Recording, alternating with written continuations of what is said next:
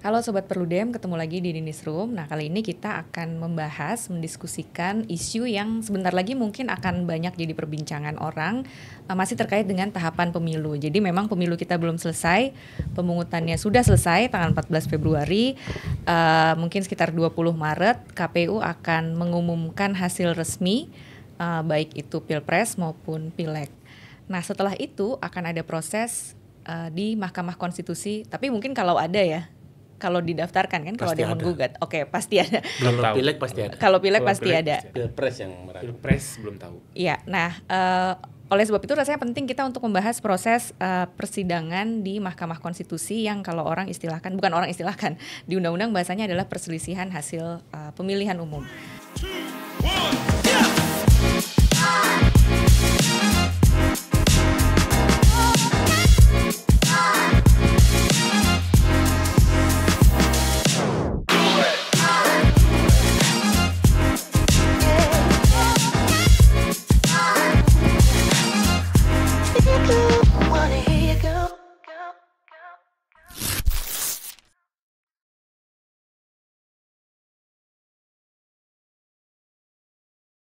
Nah, saya sudah ada dua orang narasumber. Yang pertama adalah Bapak Dr. Charles Simabura, Selamat siang.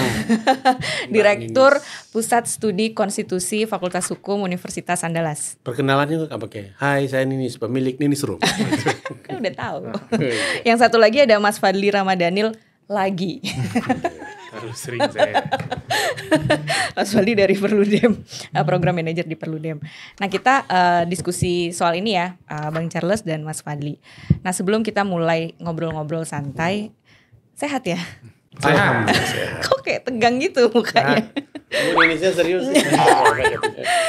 Nah, saya ke Bang Charles dulu deh. Bang Charles, sebetulnya gimana sih proses di MK ini? Ya, kalau proses di MK sih normal-normal saja ya. Tapi kan secara normatif kita kan masih menunggu ya keputusan hukum dari KPU siapa yang menjadi peraih suara terbanyak lah. Perolehan suara terbanyak baik itu di Pileg, DPR, DPRD provinsi, kabupaten kota, termasuk juga DPD. Termasuk juga Pilpres.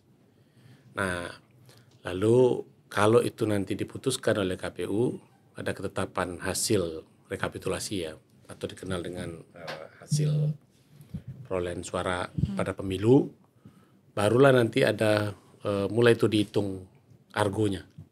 Argo dalam artian bagi para pihak yang tidak puas dengan penetapan hasil itu, diberi ruang oleh konstitusi dan undang-undang untuk mengajukan sengketa hasil ke Mahkamah Konstitusi. Baik itu Pilpres, DPD maupun DPR RI, DPRD provinsi kabupaten kota. Nah, ini kan waktunya itu kalau tadi Mbak Ninis bilang tanggal 20 ya. Itu pun kalau nggak molor, mudah-mudahan nggak molor. Karena kalau molor pasti melanggar ya. Iya. Itu 3 hari ya untuk Pilpres ya. 3 Pilpres kali 3 hari. 3 hari Pilpres, 3 kali 24 jam untuk Pileg. Nah, ini agak aneh juga ya. Satu ketentuan yang kemudian berbeda-beda pemberlakuannya. Kalau 3 hari itu harinya yang dihitung. Jadi kalau dia ditetapkan misalnya hari Senin, berarti Selasa, Rabu, Kamis. Itu di jam 12 malam ya. Kamis jam 12 malam, kalau 3 hari. Kalau 3 hari. Kalau 3 kali 24 jam, jam berapa ditetapkan? Di situ dia dihitung. Misalnya jam Senin jam 4. 10 malam ditetapkan. Senin jam 10 malam berarti Selasa, Rabu, Kamis 10 malam. 3 kali 24 jam. Aneh ya. Inilah matematika hukum yang kemudian berkonsekuensi. Kenapa? Karena lewat waktu 1 menit saja, bahkan 1 detik saja, teng gitu ya, itu bisa daluarsa permohonan. Ya, jadi tidak bisa diterima, sehingga gugur semuanya. Nah, makanya kemudian ini hari-hari ini sepertinya pasangan calon yang akan bersengketa, saya yakin itu sudah mulai mempersiapkan diri ya, mengumpulkan alat bukti semuanya. Karena mereka kan berdasarkan hasil hitungan quick count dan segala macam itu kan, sepertinya mereka sudah bisa mengukur ya, karena angkanya sudah stabil gitu ya. Dia mana yang potensi untuk bersengketa itu. Dan memang pola sengketanya memang agak sedikit matematis ya. Karena yang disengketakan itu adalah hasil hitung dari KPU. Jadi di formnya di MK itu juga disediakan ya, Padli ya. Versi hitungnya KPU dan versi hitungnya mereka. Nah ini yang kemudian seringkali disebut sebagai mahkamah kalkulator itu gara-gara itu. Jadi ada tabel yang benar diisi oleh pemohon bahwa versi itu KPU yang seperti ini salah. Maka versi itu yang benar itu ada seperti ini. Di luar isu tentang sistematis. Jadi ada MK menyediakan formnya itu di dalam PKPU ya untuk Pilpres itu PKPU 4 ya kalau salah saya. Lalu untuk Pileg itu PKPU 2 dan PKPU 3 tahun 2023. Dan itu memang ya harus seperti itu. Nah tinggal lagi nanti argumentasi untuk sampai ke angka-angka itulah yang kemudian sering kita dengar dengan istilah yang populer ya TSM, STM, AMS gitu ya dan yang lain. Termasuk MTS ya. Tergantung. Kalau dia menengah MTS pertama dia apa MTS, negeri? MTS dia. Kalau dia udah SMA dia STM. Nah Mas Gitu Fadli, sih. ya saya sambung ke Fadli ya. STM tadi apa Mas Fadli? Susu telur madu jahe. Ya sering disebut STM Ini itu serius kan atau bercanda sih? Apa ya bahasa serius kita. STM itu kan sering disebut dengan sistematis, terstruktur dan masif, Mbak. Itu terminologi pembuktian kecurangan pemilu di Mahkamah Konstitusi yang berkaitan dengan hasil pemilu. Nah, jadi Mahkamah Konstitusi pada tahun 2008 ya, waktu itu ketika memeriksa Pilkada Jawa Timur, semua yang masuk ke Mahkamah Konstitusi itu kan tidak selalu hanya soal sengketa perolehan suara. Jadi banyak sekali, bahkan mungkin nanti di Pilpres ya, kalau memang jadi ada pasangan calon yang akan mengajukan permohonan ke MK, 60% sampai 80% dalilnya itu pasti soal kecurangan pemilu. Jadi ada kecurangan, mereka dirugikan dengan ada kecurangan itu, sehingga perolehan suara mereka harusnya segini, jadinya jauh berkurang. Nah kira-kira kan cara berpikir MK soal menangani PHPU begitu. Nah STM ini, sistematis, terstruktur dan masif itu adalah bagian dari praktik kecurangan dalam proses penyelenggaraan pemilu, Mbak. Sistematis itu artinya kecurangan itu dilakukan tidak dengan cara tiba-tiba, tapi direncanakan, melibatkan banyak orang dan banyak pihak. Nah, terstruktur itu keterlibatan kecurangan itu tidak hanya pada peserta pemilunya, tapi juga melibatkan penyelenggara pemilu, melibatkan birokrasi misalnya, melibatkan kepala desa, aparatur desa. Nah, itu yang kemudian dikategorikan sebagai kecurangan yang sifatnya terstruktur.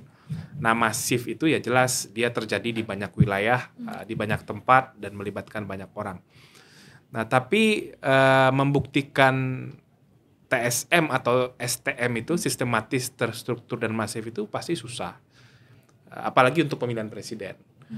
Karena ada 200 juta lebih pemilih, ada 38 provinsi, apalagi kalau kita bicara sampai struktur desa, Anda atau pemohon mau menarasikan terjadi pelanggaran sistematis, terstruktur, dan masif, itu mengkerangkainya dengan perolehan suara seperti apa. Nah itu yang jadi PR yang penting bagi pemohon sebetulnya.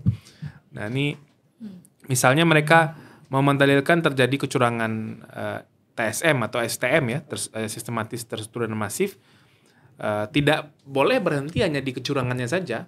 Implikasi kesuaranya itu seperti apa titik tautnya gitu. Nah itu yang selalu jadi PR dalam setiap PHPU di MK. Jadi kalau misalnya nanti taruhlah pasangan calon baik itu 01, 02 atau 03 ada yang mengajukan PHPU ke MK, karena ada permohonannya yang sudah 80% ya katanya. Ya. Nah, isi permohonan 80% itu kalau semuanya hanya dalil-dalil kecurangan, apalagi clipping-clipping berita aja isinya. Nonton Dirty Food aja. Nah, atau sumbernya dari Dirty Food aja. Nah, itu nggak akan signifikan mempengaruhi perolehan suara. Tapi menjahit dari kecurangan itu, kemudian dampaknya kepada perolehan suara, nah itu yang akan jadi tantangan dalam proses pembuktian di sengketa Pilpres terutama ya. Nah lalu apa yang harus disiapkan oleh Mahkamah Konstitusi ya, karena ya kalau Pilpres calonnya hanya 3, tapi kalau Pileg ini kan ya semua ya, DPR, DPRD provinsi, kabupaten kota, bahkan DPD, calegnya juga banyak, partainya lebih banyak dari 5 tahun yang lalu. Apa yang harus disiapkan sama MK-nya sendiri untuk ya mungkin bisa banyak sekali kan khusus untuk pileg gitu. Apa yang harus disiapkan MK-nya? Kalau pileg biasanya kan MK relatif sudah pengalaman ya. Jadi di pemilu 2004, 2009, 14, 19 ya. Dan 4 kali pengalaman, dan ini saya pikir sistemnya udah ada dan memang udah tersusun dengan baik begitu. Termasuk juga model-model pemeriksaannya, model-model pembuktiannya. Di pileg itu juga sudah dipraktekkan MK berulang kali gitu. Jadi ada beberapa hal yang kemudian perlu kita mention di sini. Satu, misalnya dikenal dengan pola pemeriksaan panel ya Pak ya, yang 3-3-3 itu. Jadi hakim MK itu dibagi menjadi 3 panel, masing-masing 3 hakim untuk memeriksa perkara. Model ini sebenarnya mirip seperti model yang ada di Mahkamah Agung ya. Mahkamah Agung itu kan dari sekitar 40 lebih hakim agung itu kan mereka dibagi ke kamar-kamar ya. Nah, panel-panel ini kemudian membagi. Nah, menarik juga adalah untuk mencegah konflik kepentingan. Nah, dulu itu MK biasanya menyusun panelnya itu ada kewilayahan-kewilayahan yang diperhatikan. Misalnya kalau hakim itu berasal dari Jawa, dia nggak akan meriksa perkara-perkara yang di Jawa. Itu setahu saya ya. Lalu dari alma mater mana dia akan nggak meriksa itu perkara itu. Biasanya begitu pembagiannya. Jadi kayak di cross Paman Usman gimana tuh Paman Usman? Nah, khusus 2024, ada khusus 2024. Kan berarti tinggal 8 dong hakimnya. Bukan hanya 8. Kemarin kan Bang Asrul Sani kan juga sempat statement ya di istana kalau nggak salah saya waktu dia selesai dilantik, ketika ditanya apakah dia akan mengadili juga perkara terkait dengan P3. Nah, waktu itu dia mengatakan dia tidak akan mengadili perkara-perkara yang berkaitan dengan partainya, karena kan baru ya. Ini kan agak menarik. Bahwa hakim MK itu pernah dulu berasal dari partai, iya. Prof. Mahfud, Akil Mukhtar, terus Patrialis Akbar. Tapi waktu itu dia ada jeda ya. Nggak seperti Bang Asrul yang kemudian dari Waktunya DPR, deket ya. DPR masuk MK, lalu langsung Pemilu. berhadapan dengan pemilu. Nah, kalau yang sebelum-sebelum enggak. Prof. Mahfud itu walaupun dia dari DPR waktu itu ya, tapi ada jeda waktu itu dia untuk bisa. Nah, ini makanya kemudian ini menjadi sebuah hal yang mesti kita lihat juga. Paman gimana Paman? Paman. Kok nggak dijawab Paman? Nah, Bang Asrul dulu. Oke. Bang Asrul. Nah, khusus Paman. Nah, ini baru. Jangan. Khusus Paman kan ada putusan MK. Ya. Kemudian tegas ya, melarang. Ya. Kemarin kan teruji ya, kalau nggak salah di keputusannya parliamentary threshold Keluar dia. keluar beliau kan.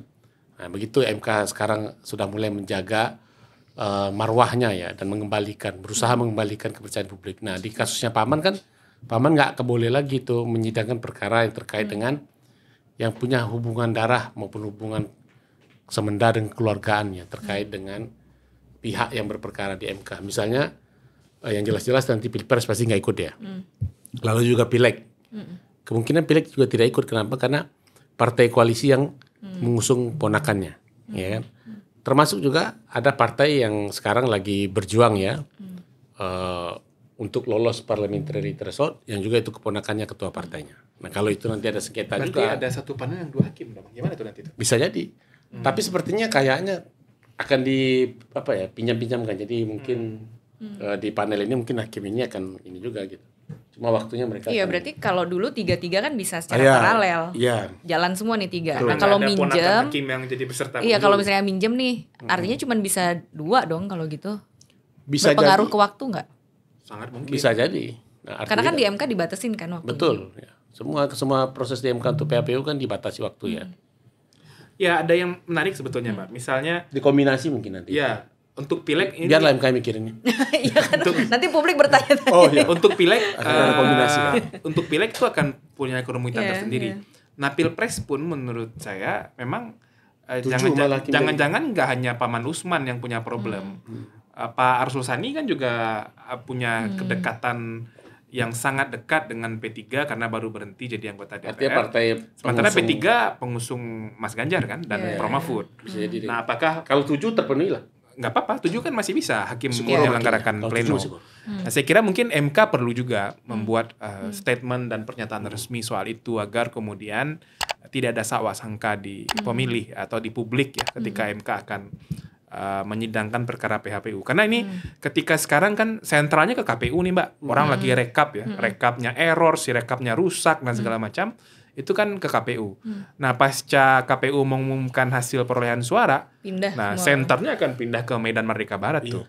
Nah makanya MK harus mulai memitigasi ya ruang-ruang publik atau perdebatan yang akan muncul. Menurut saya harus mulai dipikirkan dari sekarang untuk Pilpres. Nah untuk Pileg itu akan rumit seperti yang disampaikan Bang Charles. BCL dong. Oh BCL ya, Bocun Lai. Nah jangan-jangan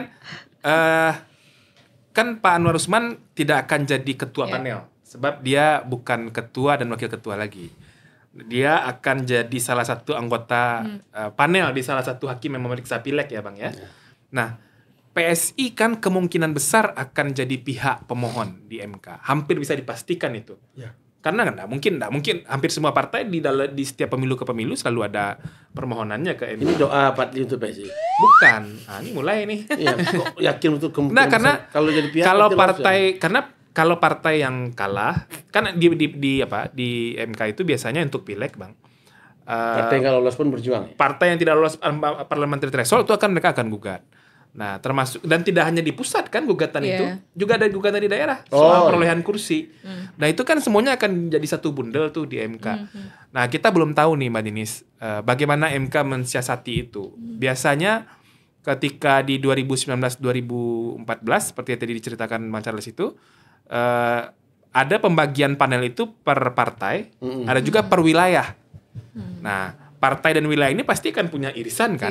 Nah, kalau misalnya nanti Paman Usman ya satu panel tersendiri, di sana ada PSI misalnya yang juga mengajukan permohonan, itu akan jadi PR tersendiri. Nah, yang paling mungkin kan dia nggak ikut, tapi ada dari hakim dari panel lain akan diperbantukan.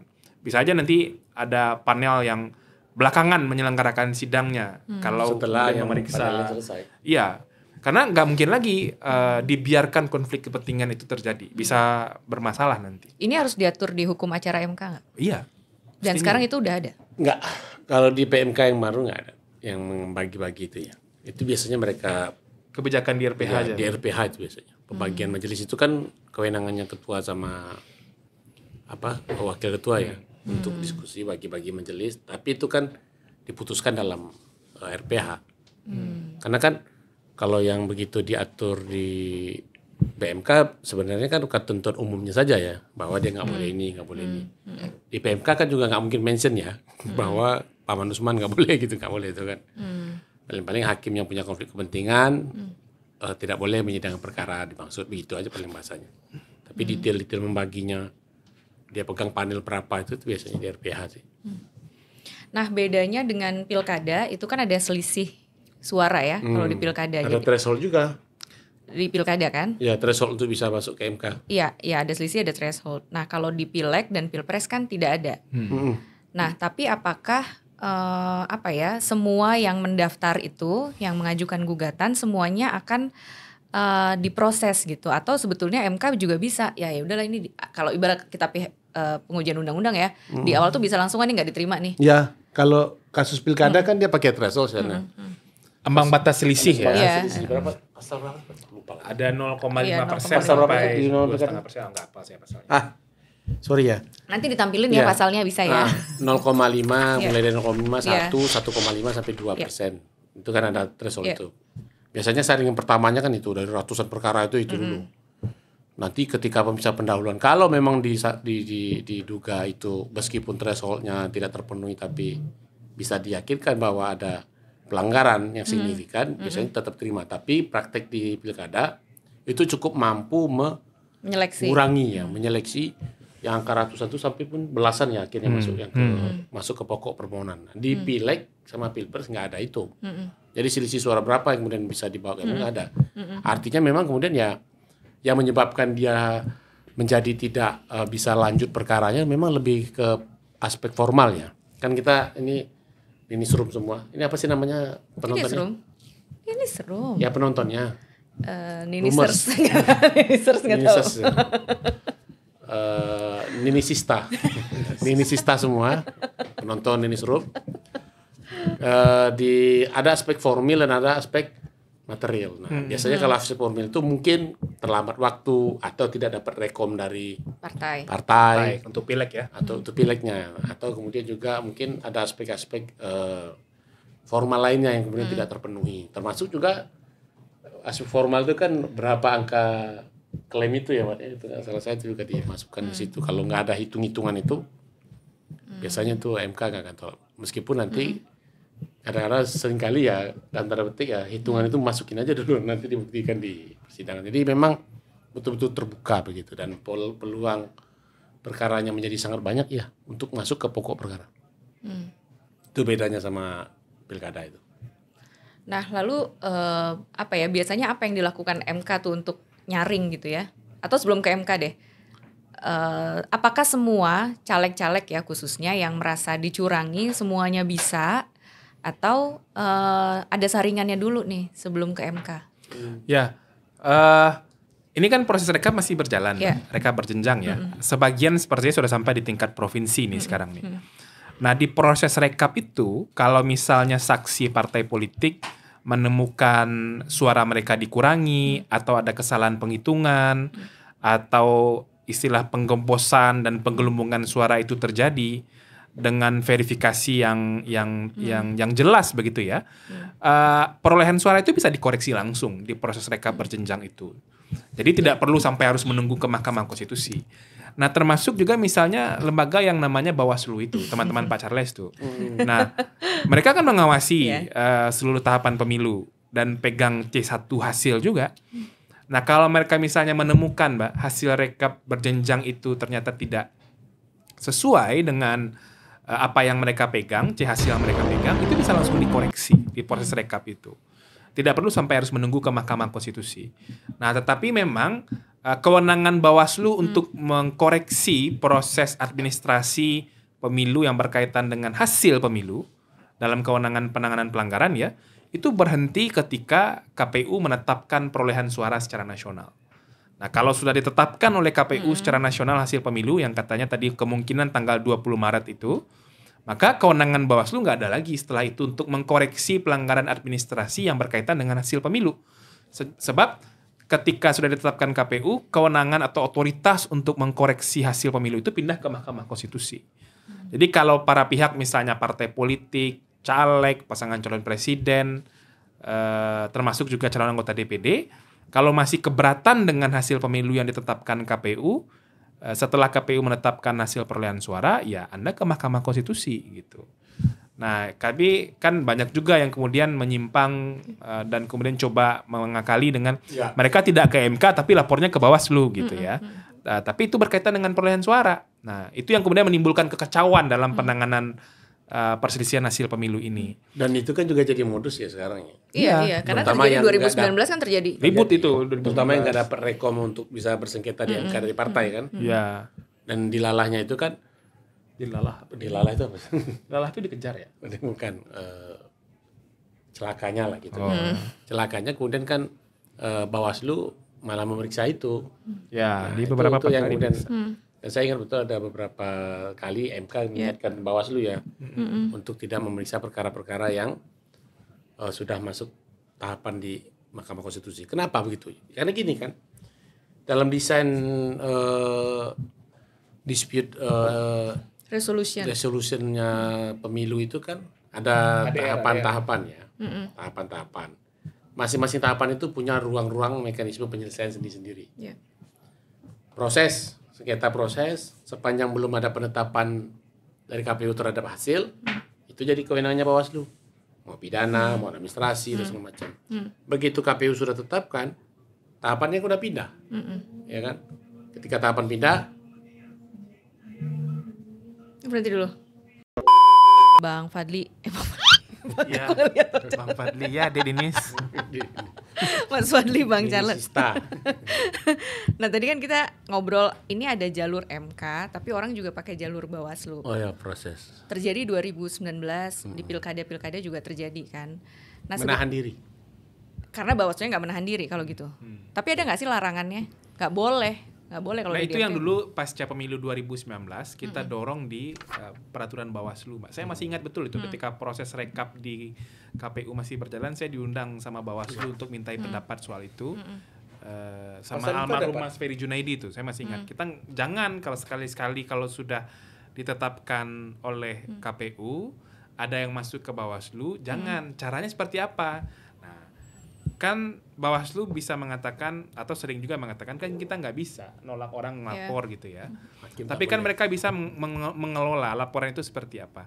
Kalau dari hasil kajian internal mereka pelanggaran administrasi yang dilaporkan itu berkaitan dengan perolehan suara, maka mereka bisa sampaikan kepada pelapor, ini tidak bisa kami periksa, tapi akan kami sampaikan di persidangan Mahkamah Konstitusi sebagai bagian dari keterangan Bawaslu gitu. Nah, itu menurutku sih sampai di sana. Ada ketentuan itu di Perbawaslu yang terbaru itu ya, tahun 2023 atau berapa, saya lupa tuh, 8 2023 tentang pelanggaran administratif itu ya. Di situ memang disebutkan Pak bahwa tidak sepanjang tidak mempengaruhi hasil. Itu disebutkan. Jadi dia boleh meriksa. Tapi Tidak mempengaruhi hasil tuh maksudnya administrasi. iya, pelanggaran administrasi. Tapi kan ujung dari pemilu itu kan mau sengketa proses, mau sengketa pidana, administratif, kan pasti kan outputnya hasil pemilu. Kalau orang yang melanggar administratifnya, melanggar kampanye misalnya, terus dia di penjara atau kemudian dinyatakan itu kan, lalu kemudian dia hanya ditegur saja, oke. Orang kan nggak akan memperkarakan itu. Buat apa dia hanya sekedar ditegur aja, ya kan? Orang kan pasti memperkarakan sengketa-sengketa itu. Pasti ujung-ujungnya mau orang ini dicoret begitu ya sebagian. Kecuali laporan-laporan yang terkait dengan bukan peserta pemilu. Kayak kemarin tuh Zulkifli Hasan, ya kan? Itu terbukti kampanye di luar nggak cuti. Nah, tapi jangan lupa juga penyelesaian seperti itu misalnya itu sepanjang dia dalam kurun waktunya nggak masalah. Tapi kalau sudah pindah tahapannya kan salah satu kunci dari hukum pemilu itu kan dia punya tahapan yang pasti. Setiap tahapan punya konsekuensi hukum yang berbeda, punya mekanisme penyelesaian hukum yang berbeda jika ada sengketa. Nah kalau sudah ada putusan dari KPU, objek sengketanya sudah pindah, bukan sengketa proses lagi, tapi sudah sengketa hasil. Lah sekarang orang sudah di sini, orang masih melaporkan juga yang ke belakang. Itu sudah daluarsa sebenarnya kalau saya mengatakan. Saya sering tanya juga tuh Pak, ketika ini mohon maaf nih, ketika ada teman-teman lawyer bertanya, ini bang gimana bang, boleh nggak kita lapor? Boleh lapor, boleh aja saya bilang. Tapi Anda mau bantu dia untuk menyelesaikan perkaranya atau hanya sekedar untuk ya menjalankan profesi pengacara ya dalam rangka untuk mencapai keadilan. Tapi kita harus kasih advies juga kan. Tidak ada larangan ya, mau lapor kemana aja kan. Dan tiga hakim juga wajib tidak boleh nolak perkara kan, dalil itu juga dipakai. Tapi kita harus kasih tahu kan. Ada larangan kan ini bilang kan? Nggak ada, memang nggak ada larangan dalam rezim hukum tata negara itu adalah bertindak sesuai kewenangan. Kalau nggak kewenangannya jangan dilakukan, itu logikanya, bukan harus pula dikatakan Anda dilarang melakukan ini gitu, nggak ada. Jadi ketika itu sudah pindah termnya ya, pindah kamar ya, sebenarnya itu udah kewenangannya MK. Disitulah muncul kepastian hukum itu begitu. Tapi kalau semuanya masih dibawa ke Bawaslu juga kan, peristiwanya udah lewat kok gitu, ya gitu. Nah, apakah selama ini MK dalam melakukan penyelesaian perselisihan hasil pemilu itu sudah memberikan keadilan elektoral nih buat para pihaknya? Ya itu akan selalu jadi perdebatan sih Mbak, karena kan proses di MK itu dalam kerangka teoritik pun kan selalu jadi perdebatan dalam PHPU ya, apakah yang dicari itu keadilan formil atau keadilan material gitu. Apakah MK sudah mampu mengembalikan kemurnian suara pemilih dengan proses PHPU atau justru hanya memerankan peran sebagai mahkamah kalkulator saja. Kalau untuk menjawab itu sih menurut saya harus dilihat case by case ya. Misalnya dalam kasus pilkada, kalau kita bandingkan dengan pilkada Mbak Dinis, kasus pilkada Sabu Rejua kalau Mbak Dinis dan teman-teman ingat, kasus Orin Ryu Kore, orang yang pernah menerima warga negara Amerika Serikat lalu kemudian maju pilkada, setelah diverifikasi ternyata tidak memenuhi syarat, diminta kembalikan oleh Bawaslu dan menang. Itu proses PHPU udah selesai semua itu. Sorry, Van. Oh, berhenti dulu. Orin Riu. Nanti dipanggil lagi, Bu. Udah geser lagi.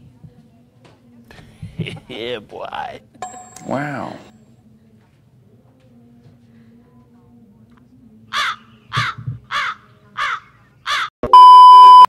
Di Saburai-Jua, Kabupaten Saburai-Jua di NTT, itu bahkan PHPU pilkadanya sudah selesai, Mbak. Sudah tutup semua tuh PHPU pilkada. Tiba-tiba kasusnya ribut di publik, baru pihak yang kalah mengajukan permohonan lagi ke MK. Nah, kalau menggunakan pendekatan kepastian hukum, pendekatan formalistik, itu kan MK tinggal tolak aja, udah nggak ada lagi. Anda sudah terlambat, bahkan proses PHPU selesai semua di MK, Anda baru mengajukan permohonan. Tapi apa yang dilakukan MK? MK menerima permohonan itu, memeriksanya, bahkan mengabulkan permohonan pemohon, memerintahkan pilkada ulang, mencoret Orin Riu Kore, dan pilkada Saburai-Jua diulang. Tapi di sisi yang lain, kalau kita bandingkan misalnya dengan konteks PHPU Pilpres ya, ya pada akhirnya kan sejak 2004 sampai 2019 belum pernah permohonan PHPU Pilpres ini yang dikabulkan. Dan tantangannya lagi-lagi tadi itu soal pembuktian. Dan banyak juga di beberapa permohonan di pilkada misalnya, kalau MK melihat tidak ada signifikansi perubahan hasil pemilu dari apa yang dimohonkan oleh pemohon, baik itu basisnya adalah kecurangan, penggelembungan suara, pengurangan suara, MK tolak itu biasanya. Jadi kalau kita melihat beberapa kasus-kasus di MK, sebetulnya MK sudah memainkan peran yang cukup baik ya untuk mengembalikan kemurnian suara pemilih tadi. Nah, yang memang perlu adalah para pihak yang mau maju ke MK pada intinya memang harus membawa material dan bahan serta bukti yang solid gitu. Ini bukan solid gitu ya, tapi yang betul-betul lengkap, yang betul-betul verified, dan itu yang nanti akan diuji di Mahkamah Konstitusi. Misal ya, kalau mau mendalilkan, ini bukan bermaksud apa-apa ini, kalau misalnya mau menguji PHPU Pilpres 2024 misalnya, siapapun nanti pemohonnya ya, kan untuk membuktikan kecurangan itu berdampak kepada perubahan perolehan suara, kan harus fokus ke daerah-daerah yang DPT-nya banyak gitu. DPT-nya banyak, kecurangannya terjadi di sana, dan kecurangan itu tidak pernah diselesaikan oleh Bawaslu. Dan kalau kecurangan itu terjadi, perolehan suaranya nggak seperti ini. Kan itu yang harus dibuktikan tuh. Baik dengan bukti surat, baik dengan kesaksian, maupun dengan keterangan ahli dan petunjuk-petunjuk yang bisa meyakinkan hakim. Itu menurut saya yang harus dibawa ke Mahkamah Konstitusi. Nah, kalau hanya membawa dalil-dalil kecurangan, apalagi hanya mengutip di media ya, nih mohon maaf nih, itu akan kejadiannya sama seperti 2019 gitu. Tapi saya agak beda pandang ya, Pak ya.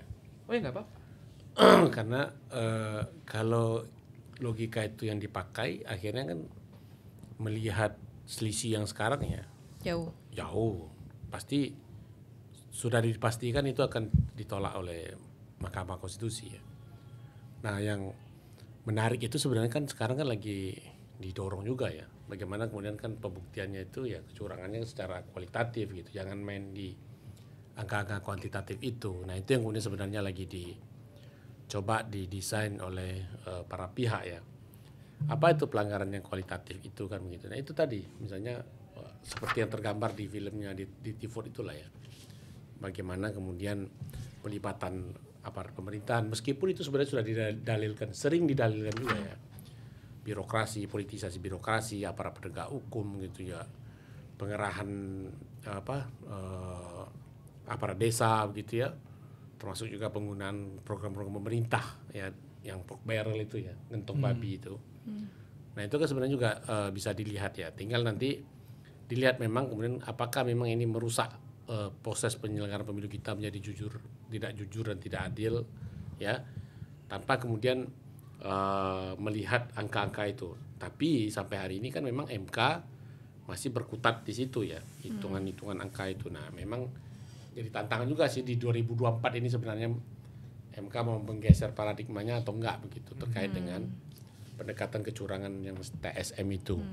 Apakah memang kembali lagi ke seperti yang sebelumnya, ya sepanjang nggak mempengaruhi hasil, ya sudah, gitu ya. Atau memang kemudian mau masuk ke hal yang substantif. Karena kan pemilu 2024 ini kan menjadi istimewa ya. Di banyak forum saya sudah sering juga sampaikan. Salah satu keistimewaannya itu anak presiden ikut pemilu gitu kan. Lalu presiden juga declare dia cawe-cawe meskipun kalau kampanye nggak kampanye itu masalah bagian kecil saja ya dari perilaku cawe-cawe itu yang tampak oleh publik. Tapi cawe-cawe itu kan mana ada orang cawe-cawe dia akan digelarkan. Oh saya cawe-cawe di bagian ini loh, saya cawe-cawe di bagian ini loh, kan enggak gitu ya. Nah ini yang kemudian sebenarnya perlu digali lebih jauh. Nah termasuk juga kan pemilu ini juga secara politik kan juga berimplikasi pada gonjang-ganjing di parlemen ya. Ada angket yang mau didorong begitu ya. Nah, saya kemarin makanya kondisi-kondisi seperti ini juga harus dibaca ya oleh hakim kan, karena hakim juga harus menggali rasa keadilan masyarakat itu kan kewajiban bagi seorang hakim ya, mau hakim konstitusi mau tidak terus menggali ini loh fenomenanya ya. Ada gejolak juga di parlemen ya, terlepas itu gejolak politik tapi kan dia punya implikasi hukum juga kalau seandainya memang nanti terbukti. Nah bagaimana dua proses ini bisa saling jalan beriringan dan jika perlu bisa saling menguatkan. Menguatkannya itu adalah bahwa ya kalau memang tidak ada ya bilang tidak ada gitu, kalau memang ada ya harus bilang ada gitu. Tapi begitu dia ada, apa implikasinya? Apakah dia punya implikasi politik seperti diangket, termasuk juga berimplikasi nggak secara hukum?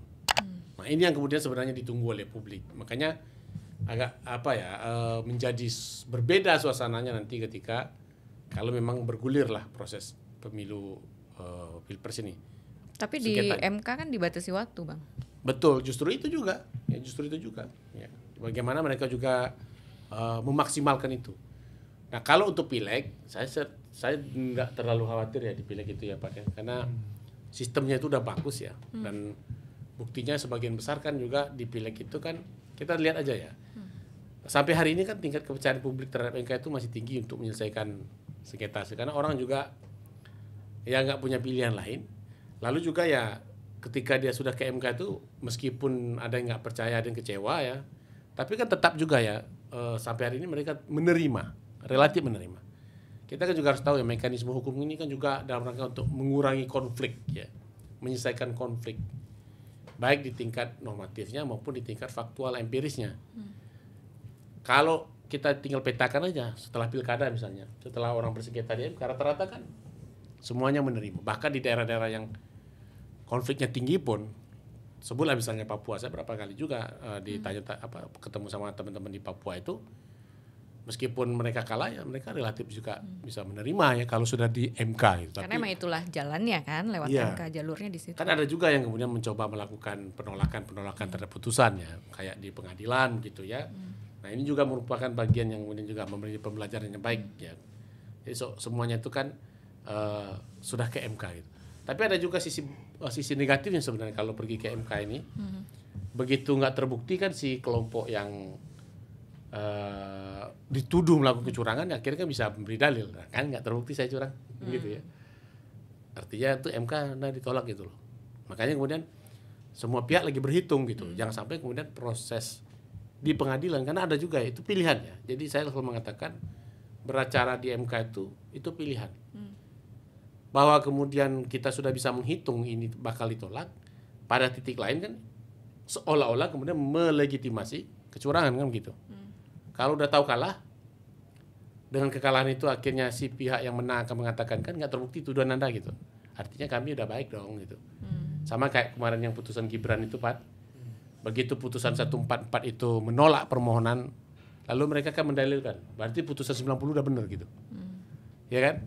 Padahal putusan 44 itu kan hal yang berbeda yang diputuskan oleh MK terkait dengan pencalonan Gibran juga gitu. Nah ini contoh-contoh, tapi itu semuanya pilihan. Kalau saya sih pada posisi ya semuanya digunakan.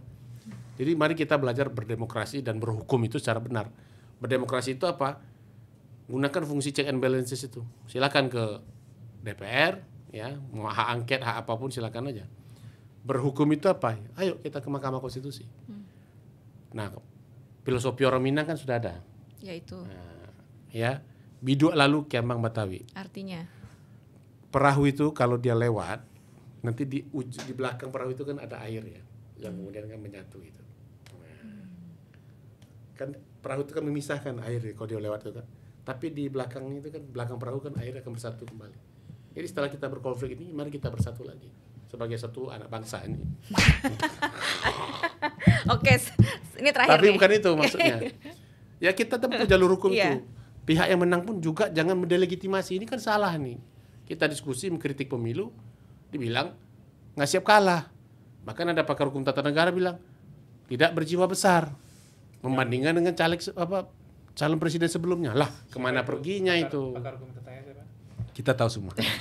Ya. MK. Jangan dong dibilang orang ketika menempuh jalur hukum dianggap Spill lah sedikit. ya tidak. Ya karena emang jalurnya ada. Setiap Padahal dia tahapan pernah di pemilu situ kan, dulu. iya. Dulu pernah di situ gitu loh. Iya, ya kalau kita kan alirannya menjaga pelembagaan demokrasi. Iya. Iya. Jadi itu yang harus dijaga. Iya. Jadi Supaya ada kepastian juga, jangan kita sampai kecewa timbul terhadap fitnah proses yang pemilu. macam-macam gitu loh. Iya, kita kecewa terhadap banyak penegakan hukum yang tidak jalan, iya, tapi kan itu tidak jadi alasan untuk kemudian merusak demokrasi yang sudah susah payah kita bangun. Nah, bagaimana kita melihat proses pemilu ini, ya kita lihat bagaimana saluran-saluran konstitusional yang ada itu dilakukan dengan baik gitu. Proses di MK, pemeriksaannya, persidangannya, putusannya, itu yang ingin kita jaga. Jadi kalau orang masih ada keberatan, ya saluran hukum itu yang harus dijalankan gitu. Bahwa nanti ada proses politik juga, angket misalnya di DPR, ya nggak apa-apa. Nanti silakan saja diuji siapa pihak-pihak yang mau dipanggil, mau diperiksa terhadap dugaan adanya kesalahan ya dalam pelaksanaan kebijakan atau implementasi undang-undang yang berkaitan dengan hajat hidup orang banyak ini gitu. Sehingga kan kita juga belajar gitu loh. Ya. Bahwa kalau kita tidak setuju, negara demokrasi ini menyediakan saluran. Iya. Yang mau ngambil jalur politik, Boleh. ayo silakan angket. Yang mau jalur hukum, Ada MK. ayo silakan ke MK. Ada paman di sana kan gitu. Jadi itu bisa diselesaikan lah ya. Nah, Paman eventnya apapun hasilnya, ya Terima. puas tidak puas, ya harus kita terima gitu. Meskipun juga ada yang distrust segala macam, tapi saya juga termasuk yang kemudian ya kalau nggak dibawa ke sana terus kemana? Ya. Mau kita berdebat 5 tahun Ya. masalah ini gitu kan? Nah, jadi pada titik itu sih sebenarnya pilihannya bagi saya ya gunakan aja saluran itu, terlepas ya. Nanti biarlah publik yang menilai bahwa apakah proses diangket itu sesuai dengan kepentingan publik, termasuk juga proses di MK itu. Pun nanti kalau hasilnya tidak memuaskan, kita lihat juga ya seberapa besar itu kemudian tidak diterima publik. Ya itu juga bagian dari pembelajaran demokrasi yang harus kita terima begitu. Karena kan juga hakim itu kan bukan juga pasti putusannya bagi yang menang kan itu adalah adil, bagi yang tidak menang pasti tidak adil. Tapi apapun itu ya kembali ke pendewasaan kita bersama begitu loh. Apa yang bisa dilakukan publik kalau gitu?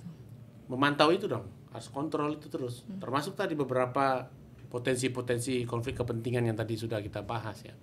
Lalu potensi-potensi MK juga ada celah ya dalam konteks bagaimana proses pemeriksaan. Karena bagian-bagian ini kita lupa. Nih. Bagian apa tuh? Ya yang detail-detail hukum acara oke. itu kita lupa itu. Kasus Gibran itu kan ketipu semua kan, ternyata di hari libur ada itu dan segala macam kan. Baru orang nyadar itu permohonan tarik masuk lagi gitu. Itu padahal bilang nggak boleh ternyata jadi gitu. Nah yang begitu kita lupa gitu ya. Tadi seperti Pak bilang juga, kalau misalnya apa implikasinya kalau permohonannya telat kan gitu ya. Ya pasti nggak bisa diperiksa deh, itu kan. Orang nggak mau tahu kan. Masyarakat tahunya kan saya jauh dari mana Jakarta kan macam gitu ya. Nah nggak bisa gitu. Termasuk pembuktian dulu kan nggak ada 2019.